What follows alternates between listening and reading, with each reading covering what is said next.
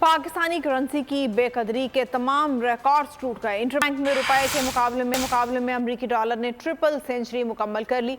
Interbank में dollar 58 से 300 रुपए का हो गया, जो मुल्क की तारीख में अमरीकी डॉलर की सबसे बुलंद तरीन सतह है।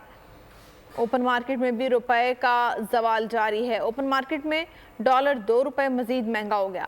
ओपन मार्केट में डॉलर 312 रुपए से बढ़कर 314 रुपए की बुलंद सतह पर फरोख्त हुआ, जो पाकिस्तान की 75 साल तारीख की सबसे बुलंद तरीन सतह है।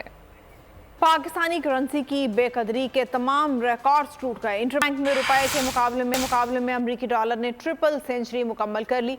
इंटरबैंक में डॉलर 58 से 300 रुपए का हो गया, जो मुल्क की तारीख में अमरीकी डॉलर की सबसे बुलंद तरीन सतह है। ओपन मार्केट में भी रुपए का जवाल जारी है। ओपन मार्केट में डॉलर 2 रुपए मजीद महंगा हो गया। ओपन मार्केट में डॉलर 312 रुपए से बढ़कर 314 रुपए की बुलंद सतह पर फरोख्त हुआ, जो पाकिस्तान की 75 साल तारीख की सबसे बुलंद तरीन सतह है।